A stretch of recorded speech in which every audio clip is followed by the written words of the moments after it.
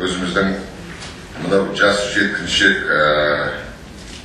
жас азаматтарымыз Абай атындағы Қазақ ұлттық педагогикалық университетінің магистранты, Азамат ұлттық пікір сайыс орталығының мүшесі Майлыбаев Айдар дегеніміз отыр, сол сөйлейді.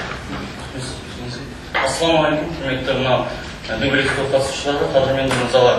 Және бүгінгі менің тақырыбым ол тәуелсіз Қазақстан, қазақ елінің конституциясы жастардың жақсы өмір сүруіне жағдай жасап беруде.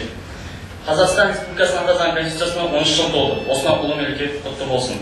Тамыздың 30 күні Қазақстан халықтары мен тәуелсіз еліміз үшін аса маңызды тарихи оқиға. Осыдан 13 жыл бұрын бүкіл халықты референдумда қабылдаған біздің негізгі ата заңымыз конституциямыздың барша біріншілік еріктерімен қабылдаған болатын. Әрбір халықтың өз еркімен дауыс беріп қабылдаған заң әрдайым жоғары тұратынын біздің жастар жақсы біледі. Қоғам болған соң, ел болған соң, адам болған соң біз әрбір қадамымызды заңға сәйкес істеп келеміз.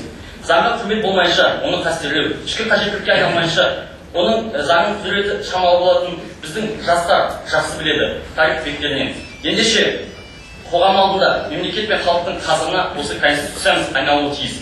Ата заңымыз халқымыздың дербес ел болуын армандаған, мүддесінің заң тілінде айшықталған жер шарына, адамзат ғаламына Қазақстан деген мемлекет бар екенін паш еткен алғашқы құжат, заңды құжат. Яғни біздің мемлекетіміздің басқару тәсілін, билік тармақтарын бекітіп, байырғы қазақ жерінде мемлекеттік құрылған жария етті.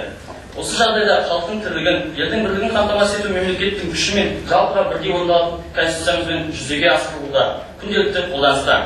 Тәуелсіз қазақ елінің конституциясы адамның жақсы өмір сүруіне жол ашып, мемлекетіміздің одан әрі дамуына жағдай жасауда. Оған дәлел, осынау 13 жыл ішіндегі жеткен жетістіктеріміз бен ішкі және сыртқы саясаттағы тұрақтылығымыз, өзінің бәсекеге қабілеттілігін күш санап артып келе жатқан қарқынды экономикамыз.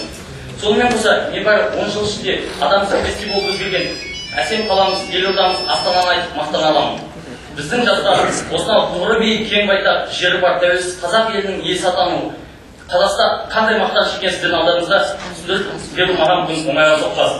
Батыр бабаларымыз жер қосанның белгісі, елдің мәңгілік еншісі деп жан-тәнімен аянбай жаудан елді осынау кең байтақ жерімізді сақтап бізге аман жетіп жеткізіп берді. Бұл ата бабаларымыздың саналы мың жылдық арман еді. Осынау арманға жету жолында қаншама тер мен қан төгілді. Ендеше осы ерлігіміз бен елдігімізді сақтап қалу жастардың, яғни біздердің қолымызда. Біз жастар кез келген жерде осындай отанымыз бар екеніне және де сол жерімді қорғап, мәңгі өз мемлекетіме қызмет етуге, бейбітшілікте білім алып, теңдікте, татулықта, бақытты өмір сүруге мүмкіндік берген конституциямызбен мақтана аламыз бүгін. Ата заңымыздың 10 жылдығына арналған ғылыми-әдістемелік конференцияда елбасы Нұрсұлтан Әбішұлы атап көрсеткендей, егер біз соңғы 10 жылдықта осындай өркендеп, осындай бағаға ие болсақ, онда біз өмір сүріп отырған бұл конституцияға алғыс айту тиіспіз деген жалғыз сөздер әлі санамда тұр. Бұл сөздердің өзінде ата заңымызға деген құрмет, онда тек елбасының ғана сөзі емес, бүкіл халықтың сөзі ойы жатқандығын көре аламыз. Яғни осының бәрі ата заңымызға деген құрмет, үлкен шеберлікпен жасалып қолданысқа енгендігінің бірден бір көрінісі. Қадірменді бұл жерде академик мырза ағаларымыздың сол кездегі еңбектері, елбасымыздың сонау салиқалы саясаты мен еңбегінің нәтижесі екенін жастық жалыны білімге толы жастар бүгін жақсы біледі. Және де конституциямызды әрдайым құрметтеп сіздердің алдарыңызда мәңгілік бас июге біз әрқашан дайынбыз. Өз білімімізді, өз күш-жігерімізді елдің дамуына, отанымыздың шарықтап, көркеюіне әрқашан да үлес қосып еңбек етуге біз жастардың атынан мен бүгін айта аламын, еңбек етеміз деп. Сондықтан да бес саусақты біріктірсек, жұдырық болса, жұдырыққа білек күш беретін білек, білекке жан беретін жылы жүрек. Ата заңымыз осы жылы жүрегімізде болсын. Қазақстан одан әрі дами берсін. Назар салып тыңдағандарыңызға үлкен рахмет.